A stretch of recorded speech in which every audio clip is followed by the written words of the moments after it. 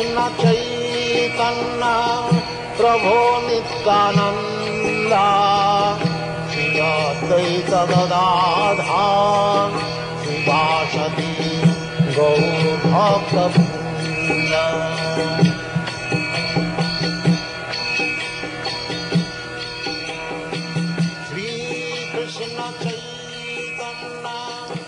And now, Chapter 5 of the Adi Leela.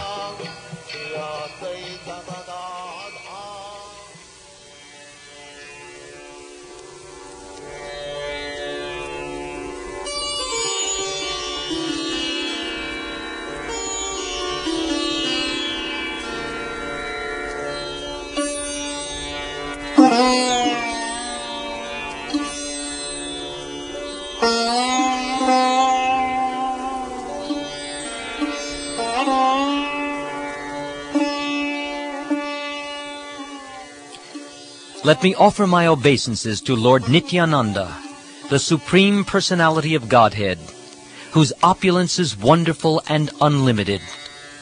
By his will, even a fool can understand his identity. All glories to Sri Chaitanya Mahaprabhu. All glories to Lord Nityananda. All glories to Advaita Acharya. And all glories to all the devotees of Lord Chaitanya Mahaprabhu. I have described the glory of Sri Krishna Chaitanya in 6 verses. Now in 5 verses, I shall describe the glory of Lord Nityananda.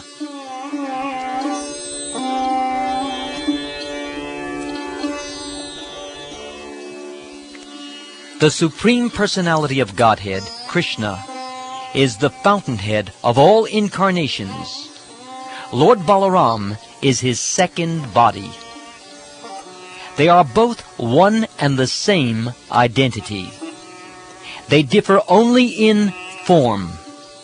He is the first bodily expansion of Krishna, and he assists in Lord Krishna's transcendental pastimes.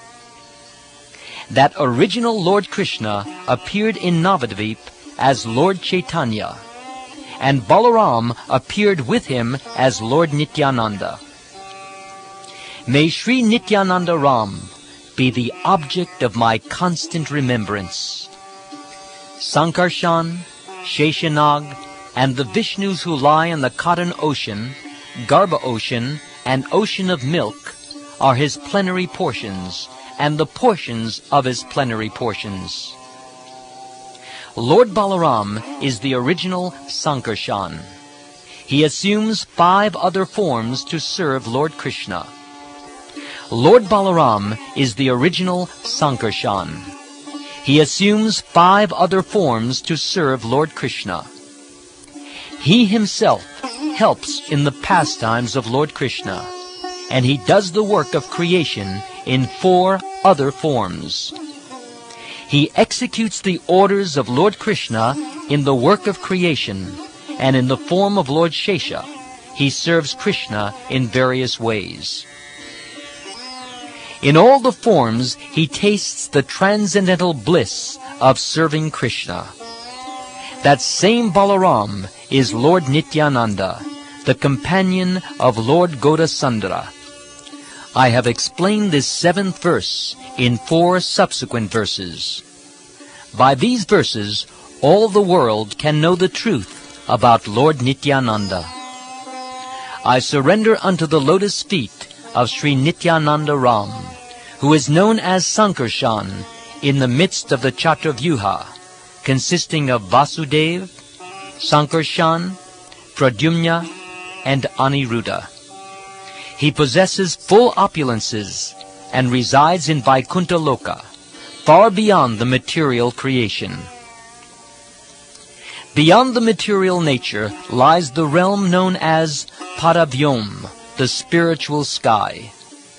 Like Lord Krishna himself, it possesses all transcendental attributes, such as the 6 opulences. That Vaikuntha region is all-pervading, infinite, and supreme. It is the residence of Lord Krishna and his incarnations. In the highest region of that spiritual sky is the spiritual planet called Krishna Loka. It has 3 divisions: Dwarka, Mathura, and Gokul. Sri Gokul, the highest of all, is also called Vraj, Golok, Shvetadvip, and Vrindavan. Like the transcendental body of Lord Krishna, Gokul is all-pervading, infinite, and supreme. It expands both above and below without any restriction. That abode is manifested within the material world by the will of Lord Krishna. It is identical to that original Gokul. They are not 2 different bodies. The land there is touchstone, or Cintamani, and the forests abound with desire trees.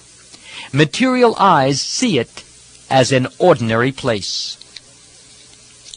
But with the eyes of love of Godhead, one can see its real identity as the place where Lord Krishna performs his pastimes with the cowherd boys and cowherd girls.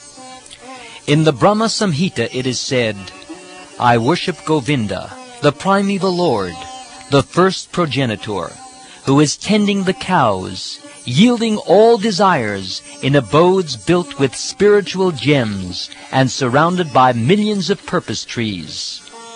He is always served with great reverence and affection by hundreds and thousands of goddesses of fortune. He manifests his own form in Mathura and Dvarka.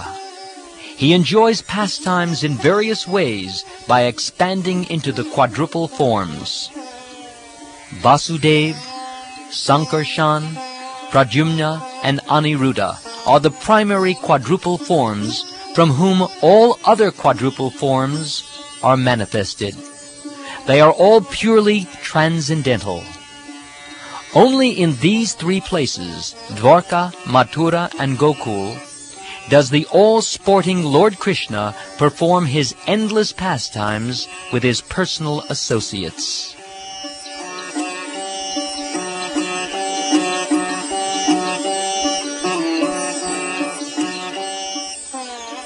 In the Vaikuntha planets of the spiritual sky, the Lord manifests his identity as Narayan and performs pastimes in various ways.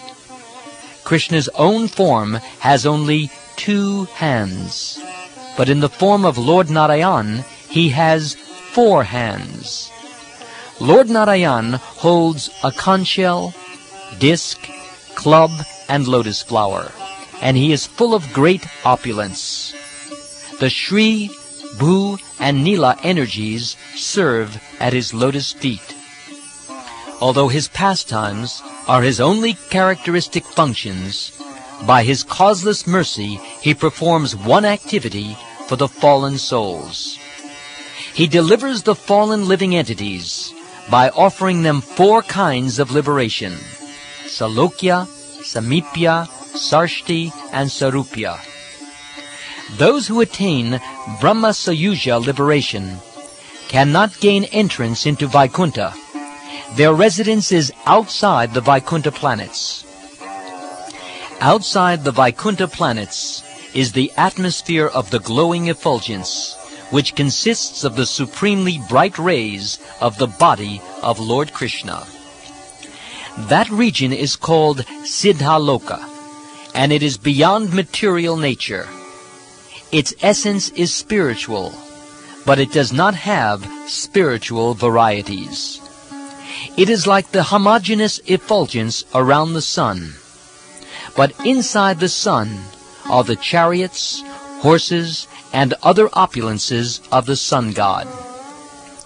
As it is mentioned in the Srimad Bhagavatam, as through devotion to the Lord one can attain his abode, many have attained that goal by abandoning their sinful activities and absorbing their minds in the Lord through lust, envy, fear, or affection.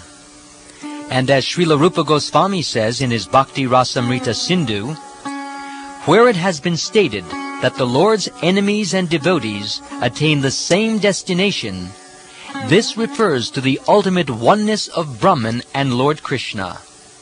This may be understood by the example of the sun and the sunshine, in which Brahman is like the sunshine and Krishna himself is like the sun. Thus, in the spiritual sky, there are varieties of pastimes within the spiritual energy. Outside the Vaikuntha planets appears the impersonal reflection of light. That impersonal Brahman effulgence consists only of the effulgent rays of the Lord. Those fit for Sayuja liberation merge into that effulgence. Beyond the region of ignorance, or the material cosmic manifestation, lies the realm of Siddhaloka. The Siddhas reside there, absorbed in the bliss of Brahman. Demons killed by the Lord also attain that realm.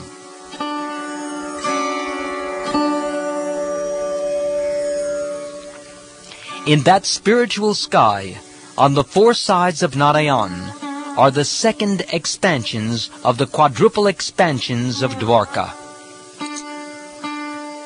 Vasudeva, Sankarshan, Pradyumna, and Aniruddha constitute this second quadruple. They are purely transcendental. There the personal feature of Balaram, called Mahasankarshan, is the shelter of the spiritual energy. He is the primary cause, the cause of all causes. One variety of the pastimes of the spiritual energy is described as pure goodness, or Vishuddha Sattva. It comprises all the abodes of Vaikuntha. The 6 attributes are all spiritual. Know for certain that they are all manifestations of the opulence of Sankarshan. There is one marginal potency known as Jiva. Mahasankarshan is the shelter of all Jivas. Sankarshan is the original shelter of the Purusha, from whom this world is created and in whom it is dissolved. He, or Sankarshan, is the shelter of everything. He is wonderful in every respect, and his opulences are infinite. Even Ananta cannot describe his glory. That Sankarshan, who is transcendental pure goodness, is a partial expansion of Nityananda Balaram. I have briefly explained the 8th verse. Now please listen with attention as I explain the 9th verse.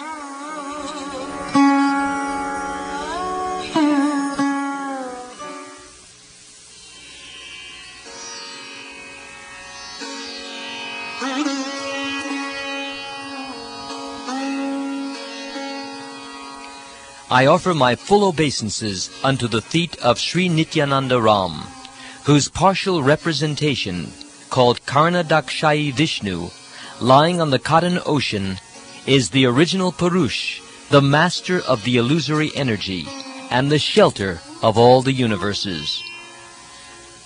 Outside the Vaikuntha planets is the impersonal Brahman effulgence, and beyond that effulgence is the cotton ocean, or causal ocean. Surrounding Vaikuntha is a mass of water that is endless, unfathomed, and unlimited. The earth, water, fire, air, and ether of Vaikuntha are all spiritual. Material elements are not found there. The water of the cotton ocean, which is the original cause, is therefore spiritual. The sacred Ganges, which is but a drop of it, purifies the fallen souls. In that ocean lies one plenary portion of Lord Sankarshan. He is known as the first Purush, the creator of the total material energy. He, the cause of the universes, the first incarnation, casts his glance over Maya. Maya Shakti resides outside the ocean of cotton. Maya cannot touch its waters. Maya has two varieties of existence. One is called Pradhan or Prakriti. It supplies the ingredients of the material world. Because Prakriti is dull and inert, it cannot actually be the cause of the material world. But Lord Krishna shows his mercy by infusing his energy into the dull, inert material nature. Thus Prakriti, by the energy of Lord Krishna, becomes the secondary cause, just as iron becomes red hot by the energy of fire. Therefore, Lord Krishna is the original cause of the cosmic manifestation. Prakriti is like the nipples of the neck of a goat, for they cannot give any milk.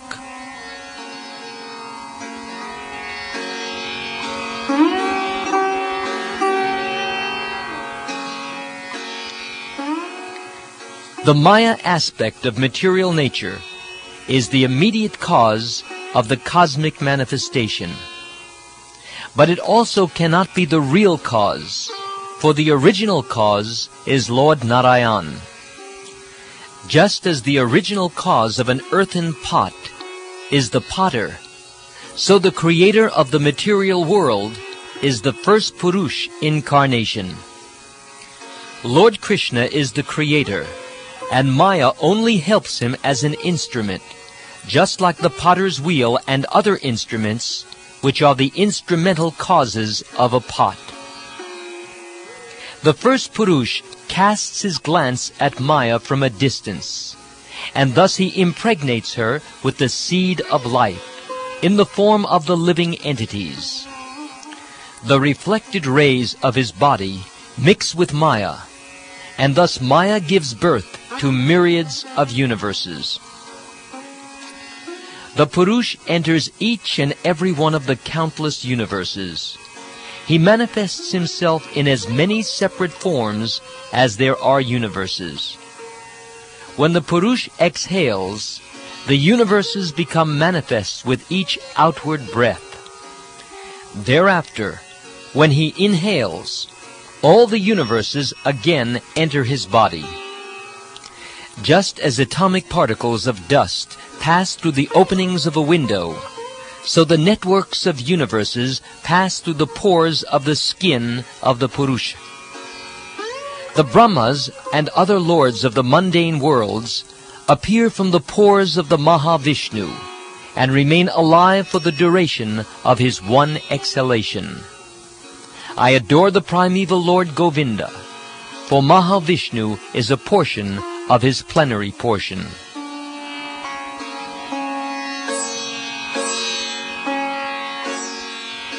In the Srimad Bhagavatam, Lord Brahma said, "Where am I?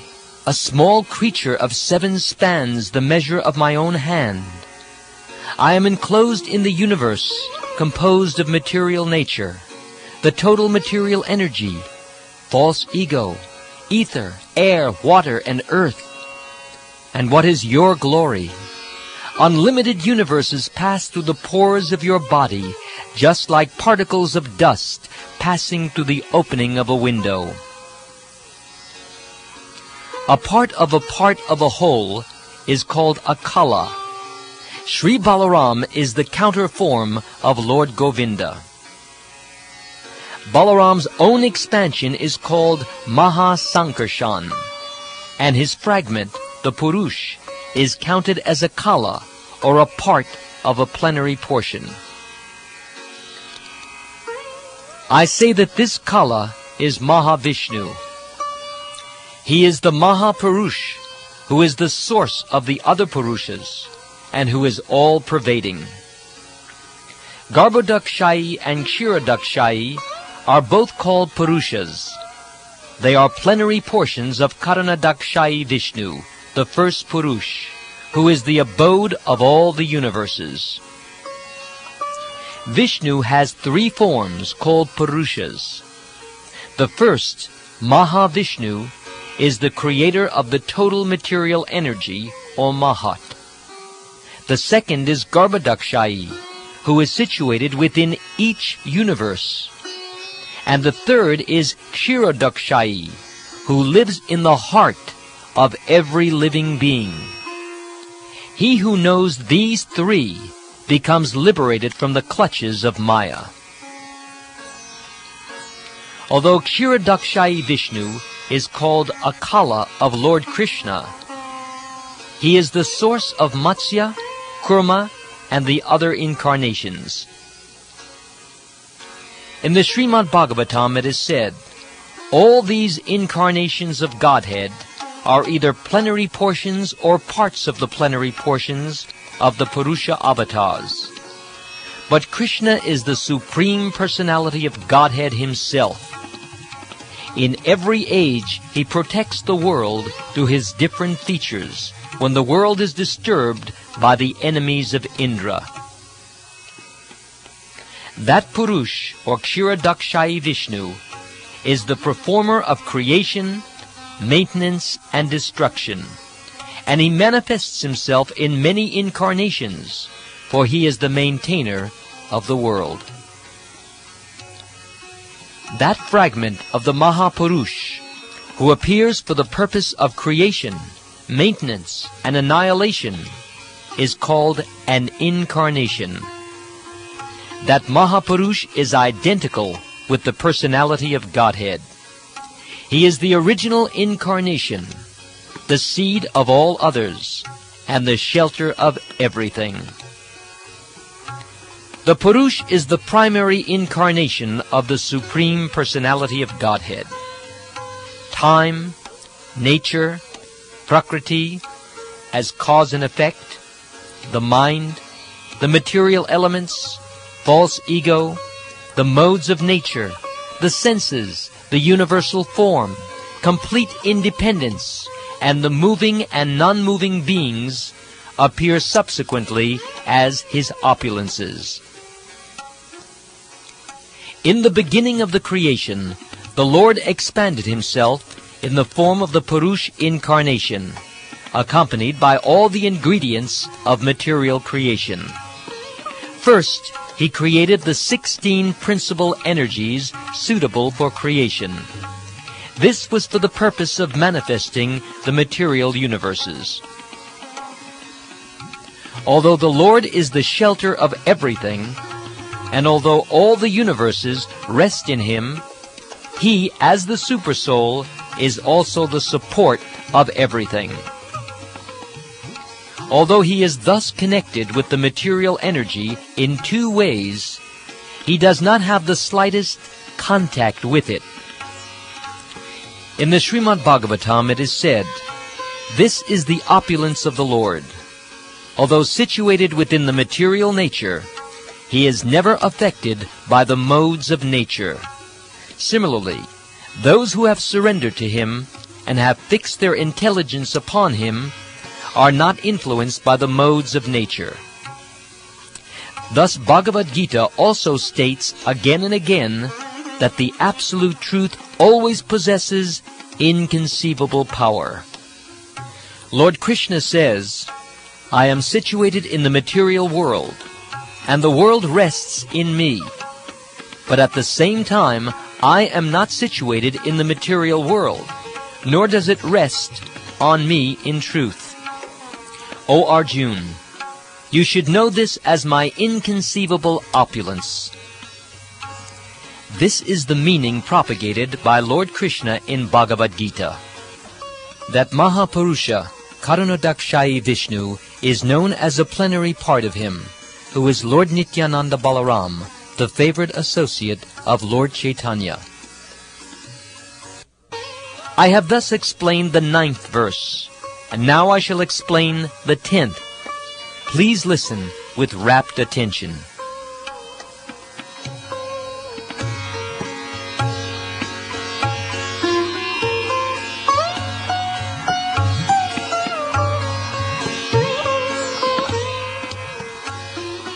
I offer my full obeisances unto the feet of Sri Nityananda Ram, a partial part of whom is Garbhodakshayi Vishnu. From the navel of Garbhodakshai Vishnu sprouts the lotus that is the birthplace of Brahma, the engineer of the universe. The stem of that lotus is the resting place of the multitude of planets. After creating millions of universes, the first Purush entered into each of them in a separate form as Sri Garbhodakshai Vishnu. Entering the universe, he found only darkness, with no place in which to reside. Thus he began to consider. Then he created water from the perspiration of his own body, and with that water filled half the universe. The universe measures 500 million yojanas. Its length and breadth are one and the same. After filling half the universe with water, he made his own residence therein, and manifested the 14 worlds in the other half. There he manifested Vaikuntha as his own abode, and rested in the waters on the bed of Lord Shesha. He lay there with Ananta as his bed.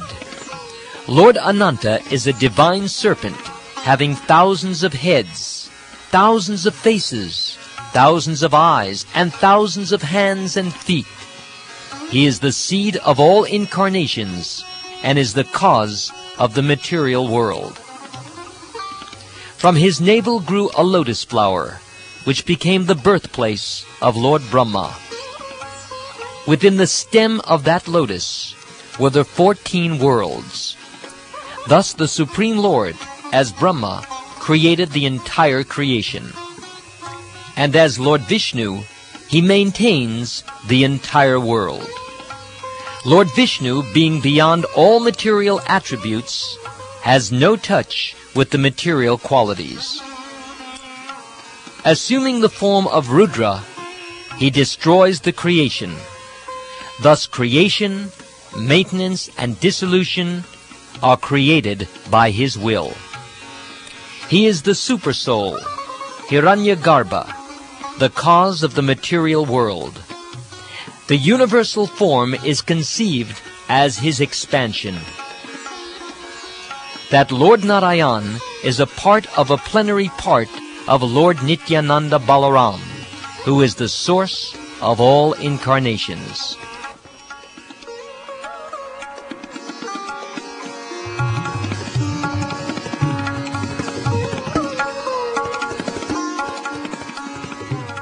I have thus explained the 10th verse. Now please listen to the meaning of the 11th verse with all your mind.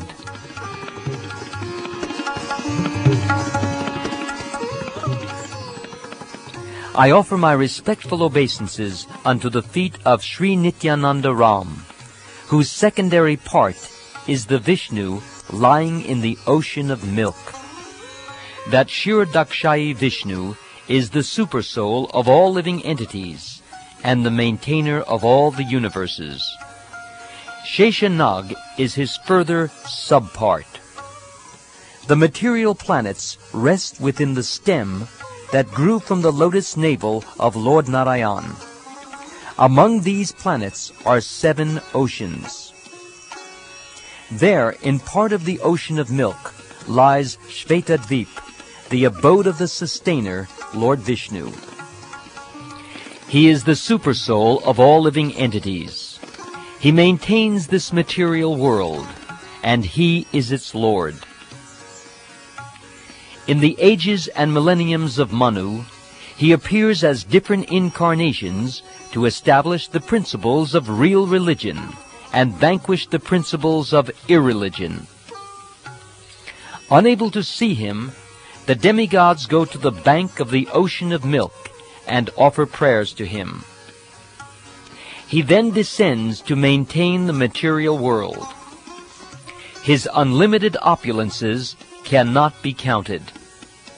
That Lord Vishnu is but a part of a plenary portion of Lord Nityananda, who is the source of all incarnations. That same Lord Vishnu, in the form of Lord Shesh, holds the planets upon his heads, although he does not know where they are, for he cannot feel their existence upon his heads. His thousands of extended hoods are adorned with dazzling jewels surpassing the sun. The universe, which measures 500 million yojanas in diameter, rests on one of his hoods like a mustard seed. That Ananta Shesh is the devotee incarnation of Godhead. He knows nothing but service to Lord Krishna. With his thousands of mouths, he sings the glories of Lord Krishna, but although he always sings in that way, he does not find an end to the qualities of the Lord. The four Kumaras hear Srimad Bhagavatam from his lips, and they in turn repeat it in the transcendental bliss of love of Godhead. He serves Lord Krishna, assuming all the following forms: umbrella, slippers, bedding, pillow, garments, resting chair, residence, sacred thread, and throne. He is thus called Lord Shesh, for he has attained the ultimate end of servitude to Krishna. He takes many forms for the service of Krishna, and thus he serves the Lord. That person, of whom Lord Ananta is a kala, or part of a plenary part, is Lord Nityananda Prabhu. Who therefore can know the pastimes of Lord Nityananda? From these conclusions we can know the limit of the truth of Lord Nityananda. But what glory is there in calling him Ananta? But I accept it as the truth, because it has been said by devotees. Since he is the source of all incarnations, everything is possible in him. They know that there is no difference between the incarnation and the source of all incarnations. Previously, Lord Krishna was regarded in the light of different principles by different people. Some said that Krishna was directly Lord Narayan, and some called him Lord Vamanadev incarnate.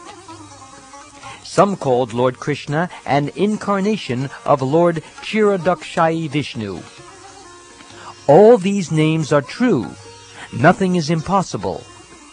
When the Supreme Personality of Godhead Krishna appears, he is the shelter of all plenary parts. Thus, at that time, all his plenary portions join in him. In whatever form one knows the Lord, one speaks of him in that way. In this there is no falsity, since everything is possible in Krishna.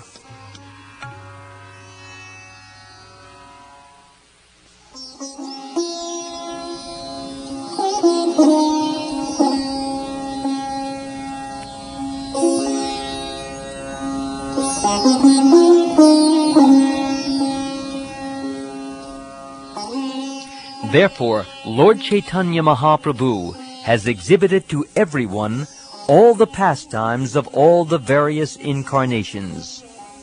Thus, Lord Nityananda has unlimited incarnations. In transcendental emotion, he calls himself a servant of Lord Chaitanya. Sometimes he serves Lord Chaitanya as his guru, sometimes as his friend, and sometimes as his servant, just as Lord Balarama played with Lord Krishna in these three different modes in Braj. Playing like a bull, Lord Balarama fights with Krishna head to head. And sometimes Lord Krishna massages the feet of Lord Balarama. He considers himself a servant and knows Krishna to be his master. Thus he regards himself as a fragment of his plenary portion. Acting just like ordinary boys, they played like roaring bulls as they fought each other, and they imitated the calls of various animals. Sometimes when Lord Krishna's elder brother, Lord Balarama, felt tired after playing, and laid his hand on the lap of a cowherd boy, Lord Krishna himself served him by massaging his feet. In the Srimad Bhagavatam, Lord Brahma said, "Who is this mystic power, and where has she come from? Is she a demigod or a demoness? She must be the illusory energy of my master, Lord Krishna, for who else can bewilder me?" Once Lord Balaram was angry and said, "What is the value of a throne to Lord Krishna? The masters of the various planetary systems accept the dust of his lotus feet on their crowned heads. That dust makes the holy places sacred, and even Lord Brahma, Lord Shiva, Lakshmi, and myself, who are all portions of his plenary portion, eternally carry that dust on our heads." Lord Krishna alone is the supreme controller, and all others are his servants. They dance as he makes them do so. Thus Lord Chaitanya is also the only controller. All others are his associates or servants. His elders, such as Lord Nityananda, Advaitacharya, and Srivas Thakur, as well as his other devotees, whether his juniors, equals, or superiors, are all his associates, who help him in his pastimes. Lord Gauranga fulfills his aims with their help. Sri Advaitacharya and Srila Nityananda Prabhu, who are plenary parts of the Lord, are his principal associates. With these two, the Lord performs his pastimes in various ways. Lord Advaitacharya is directly the Supreme Personality of Godhead. Although Lord Chaitanya accepts him as his preceptor, Advaita Acharya is a servant of the Lord. I cannot describe the truth of Advaita Acharya. He has delivered the entire world by making Lord Krishna descend.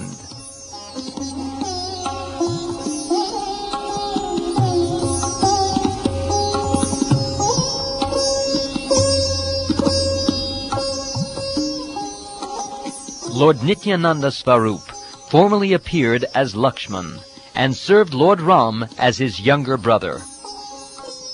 The activities of Lord Ram were full of suffering, but Lakshman, of his own accord, tolerated that suffering. As a younger brother, he could not stop Lord Ram from his resolution, and so he remained silent, although unhappy in his mind.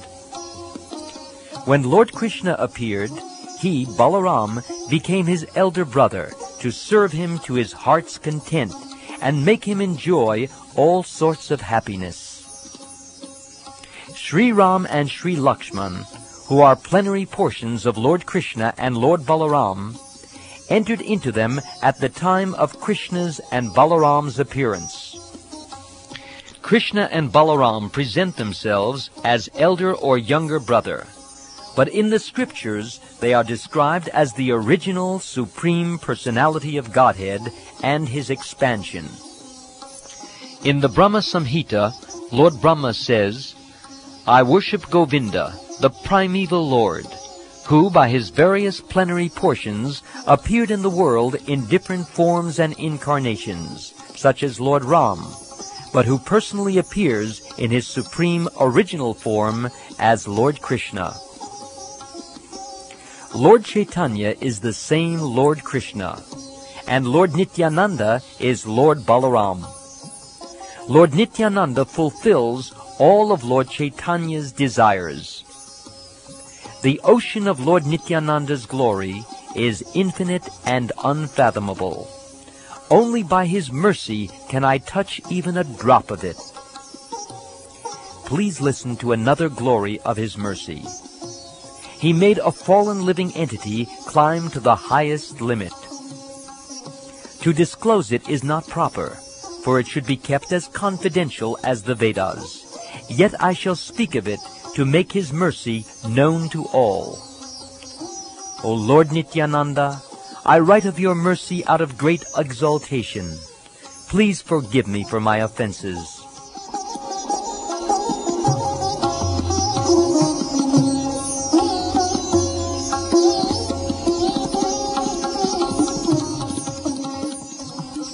Lord Nityananda Prabhu had a servant named Sri Minikaitan Ramdas, who was a reservoir of love. At my house there was a Sankirtan day and night, and therefore he visited there, having been invited.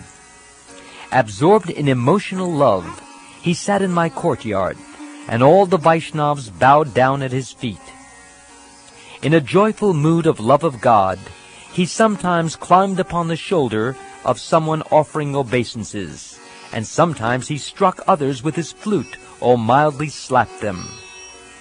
When someone saw the eyes of Minikaitan Ramdas, tears would automatically flow from his own eyes, for a constant shower of tears flowed from the eyes of Minikaitan Ramdas. Sometimes there were eruptions of ecstasy like kadamba flowers on some parts of his body, and sometimes one limb would be stunned while another would be trembling. Whenever he shouted aloud the name Nityananda, the people around him were filled with great wonder and astonishment. One respectable Brahmin named Sri Gunarnava Mishra was serving the deity. When Minikaitan was seated in the yard, this Brahmin did not offer Lord Nityananda respect. Seeing this, Sri Ramdas became angry and spoke. "Here I find the second Romaharshan Sutta, who did not stand to show honor when he saw Lord Balaram." After saying this, he danced and sang to his heart's content, but the Brahmin did not become angry, for he was then serving Lord Krishna. At the end of the festival, Minikaitan Ramdas went away, offering his blessings to everyone. At that time, he had some controversy with my brother. My brother had firm faith in Lord Chaitanya, but only a dim glimmer of faith in Lord Nityananda. Knowing this, Sri Ramdas felt unhappy in his mind. I then rebuked my brother. "These two brothers," I told him, "are like one body. They are identical manifestations. If you do not believe in Lord Nityananda, you will fall down. If you have faith in one, but disrespect the other, your logic is like the logic of accepting half a hen. It would be better to be an atheist by slighting both brothers than a hypocrite by believing in one and slighting the other." Thus Sri Ramdas broke his flute in anger and went away, and at that time my brother fell down. I have thus described the power of the servants of Lord Nityananda. Now I shall describe another characteristic of his mercy. That night Lord Nityananda appeared to me in a dream because of my good quality in chastising my brother.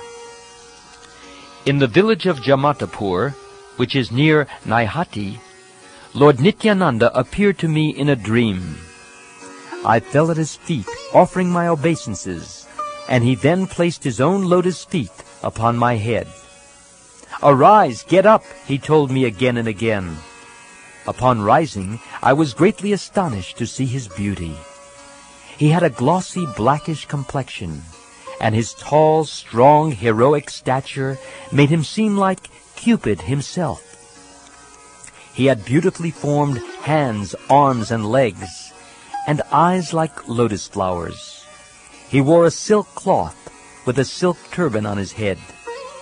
He wore golden earrings on his ears, and golden armlets and bangles. He wore tinkling anklets on his feet, and a garland of flowers around his neck. His body was anointed with sandalwood pulp, and he was nicely decorated with tilak. His movements surpassed those of a maddened elephant. His face was more beautiful than millions upon millions of moons, and his teeth were like pomegranate seeds because of his chewing betel. His body moved to and fro, right and left, for he was absorbed in ecstasy. He chanted Krishna, Krishna in a deep voice. His red stick moving in his hand, he seemed like a maddened lion. All around the four sides of his feet were bumblebees. His devotees, dressed like cowherd boys, surrounded his feet like so many bees, and also chanted Krishna, Krishna, absorbed in ecstatic love. Some of them played horns and flutes, and others danced and sang. Some of them offered betel nuts, and others waved chamara fans about him. Thus I saw such opulence in Lord Nityananda Svarup. His wonderful form, qualities, and pastimes are all transcendental. I was overwhelmed with transcendental ecstasy, not knowing anything else. Then Lord Nityananda smiled and spoke to me as follows. O my dear Krishna Das, do not be afraid. Go to Vrindavan, for there you will attain all things. After saying this, he directed me toward Vrindavan by waving his hand. Then he disappeared with his associates. I fainted and fell to the ground. My dream broke, and when I regained consciousness, I saw that morning had come. I thought about what I had seen and heard, and concluded that the Lord had ordered me to proceed to Vrindavan at once. That very second I started for Vrindavan, and by His mercy I reached there in great happiness. All glory to Lord Nityananda Balaram, by whose mercy I have attained shelter in the transcendental abode of Vrindavan. All glory to the merciful Lord Nityananda, by whose mercy I have attained shelter at the lotus feet of Sri Rupa and Sri Sanatan. By his mercy I have attained the shelter of the great personality Sri Raghunath Das Goswami, and by his mercy I have found the refuge of Sri Svarup Damodar. By the mercy of Sanatan Goswami, I have learned the final conclusions of devotional service, and by the grace of Sri Rupa Goswami, I have tasted the highest nectar of devotional service. All glory to the lotus feet of Lord Nityananda, by whose mercy I have attained Sri Radha Govinda. I am more sinful than Jagai and Madai, and even lower than the worms in the stool. Anyone who hears my name loses the results of his pious activities. Anyone who utters my name becomes sinful. Who in this world but Nityananda could show his mercy to such an abominable person as me? Because he is intoxicated by ecstatic love and is an incarnation of mercy, he does not distinguish between the good and the bad. He delivers all those who fall down before him. Therefore he has delivered such a sinful and fallen person as me. Although I am sinful, and I am the most fallen, he has conferred upon me the lotus feet of Sri Rupa Goswami. I am not fit to speak all these confidential words about my visiting Lord Madan Gopal and Lord Govinda. Lord Madan Gopal, the chief deity of Vrindavan, is the enjoyer of the Ras dance and is directly the son of the king of Braj. He enjoys the Ras dance with Srimati Radharani, Sri Lalita, and others. He manifests himself as the Cupid of Cupids. Wearing yellow garments and decorated with a flower garland, Lord Krishna, appearing among the gopis with his smiling lotus face, looked directly like the charmer of the heart of Cupid. With Radha and Lalita serving him on his two sides, he attracts the hearts of all by his own sweetness. The mercy of Lord Nityananda showed me Sri Madan Mohan and gave me Sri Madan Mohan as my Lord and Master. He granted to one as low as me the sight of Lord Govinda. Words cannot describe this, nor is it fit to be disclosed. On an altar made of gems in the principal temple of Vrindavan, amidst a forest of desire trees, Lord Govinda, the son of the king of Braj, sits upon a throne of gems and manifests his full glory and sweetness, thus enchanting the entire world. By his left side is Srimati Radharani and her personal friends. With them, Lord Govinda enjoys the Ras Leela and many other pastimes. Lord Brahma, sitting on his lotus seat in his own abode, always meditates on him and worships him with the mantra consisting of 18 syllables: Klim Krishnaya Govindaya Gopi Janavalabhaya Svaha. Everyone in the 14 worlds meditates upon him, and all the denizens of Vaikuntha sing of his qualities and pastimes.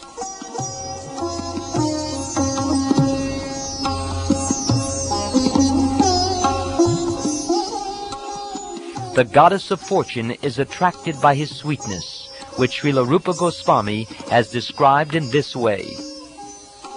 My dear friend, if you are indeed attached to your worldly friends, do not look at the smiling face of Lord Govinda as he stands on the bank of the Yamuna at Keshi Ghat. Casting sidelong glances, he places his flute to his lips, which seem like newly blossomed twigs. His transcendental body, bending in 3 places, appears very bright in the moonlight. Without a doubt, he is directly the son of the king of Braj. Only a fool considers him a statue. For that offense, he cannot be liberated. Rather, he will fall into a terrible hellish condition. What more should I say? Therefore, who can describe the mercy of the lotus feet of him, Lord Nityananda, by whom I have attained the shelter of this Lord Govinda? All the groups of Vaishnavas who live in Vrindavan are absorbed in chanting the all-auspicious name of Krishna. Lord Chaitanya and Lord Nityananda are their life and soul. They do not know anything but devotional service to Sri Sri Radha Krishna. The dust and shade of the lotus feet of the Vaishnavas have been granted to this fallen soul by the mercy of Lord Nityananda. Lord Nityananda said, in Vrindavan, all things are possible. Here, I have explained his brief statement in detail. I have attained all this by coming to Vrindavan, and this was made possible by the mercy of Lord Nityananda. I have described my own story without reservations. The attributes of Lord Nityananda, making me like a madman, force me to write these things. The glories of Lord Nityananda's transcendental attributes are unfathomable. Even Lord Shesh, with his thousands of mouths, cannot find their limit. Praying at the lotus feet of Sri Rupa and Sri Raghunath, always desiring their mercy, I, Krishna Das, narrate Sri Caitanya Caritamrta, following in their footsteps.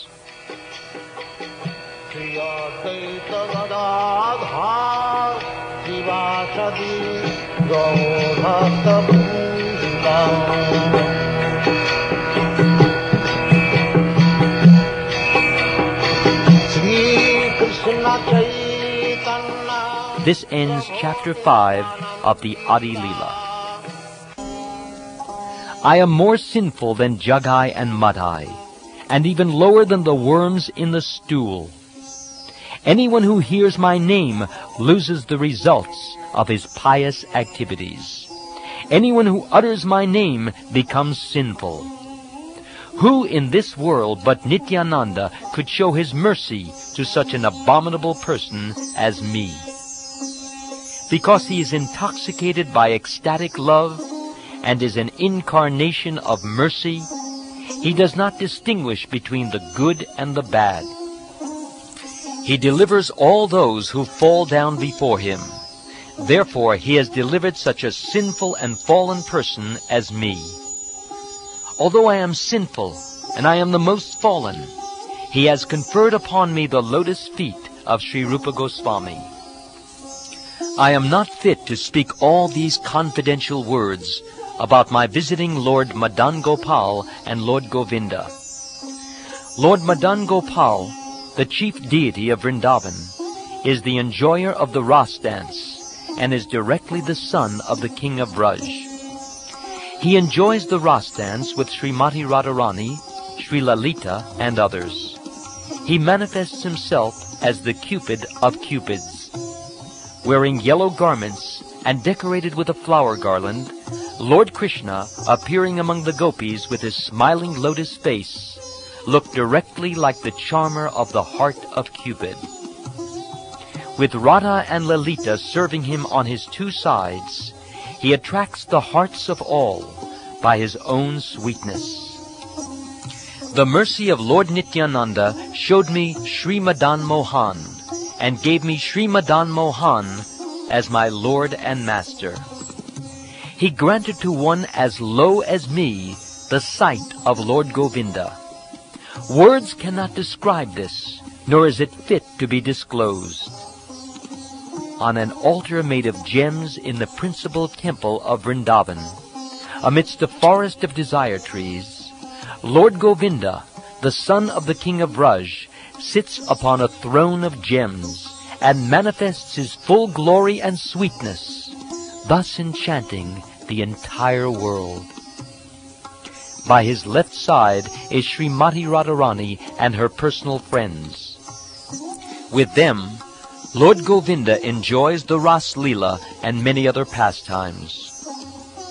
Lord Brahma, sitting on his lotus seat in his own abode, always meditates on him and worships him with the mantra consisting of 18 syllables: Klim Krishnaya Govindaya Gopijanavalabhaya Svaha. Everyone in the 14 worlds meditates upon him, and all the denizens of Vaikuntha sing of his qualities and pastimes.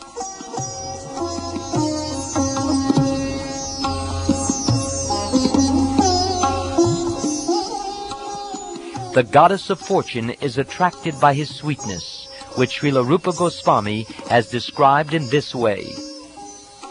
My dear friend, if you are indeed attached to your worldly friends, do not look at the smiling face of Lord Govinda as he stands on the bank of the Yamuna at Keshi Ghat. Casting sidelong glances, he places his flute to his lips, which seem like newly blossomed twigs. His transcendental body, bending in 3 places, appears very bright in the moonlight. Without a doubt, he is directly the son of the king of Braj. Only a fool considers him a statue. For that offense, he cannot be liberated. Rather, he will fall into a terrible hellish condition. What more should I say? Therefore, who can describe the mercy of the lotus feet of him, Lord Nityananda, by whom I have attained the shelter of this Lord Govinda? All the groups of Vaishnavas who live in Vrindavan are absorbed in chanting the all-auspicious name of Krishna. Lord Chaitanya and Lord Nityananda are their life and soul. They do not know anything but devotional service to Sri Sri Radha Krishna. The dust and shade of the lotus feet of the Vaishnavas have been granted to this fallen soul by the mercy of Lord Nityananda. Lord Nityananda said, in Vrindavan, all things are possible. Here, I have explained his brief statement in detail. I have attained all this by coming to Vrindavan, and this was made possible by the mercy of Lord Nityananda. I have described my own story without reservations. The attributes of Lord Nityananda, making me like a madman, force me to write these things. The glories of Lord Nityananda's transcendental attributes are unfathomable. Even Lord Shesh, with his thousands of mouths, cannot find their limit. Praying at the lotus feet of Sri Rupa and Sri Raghunath, always desiring their mercy, I, Krishna Das, narrate Sri Caitanya Caritamrta, following in their footsteps.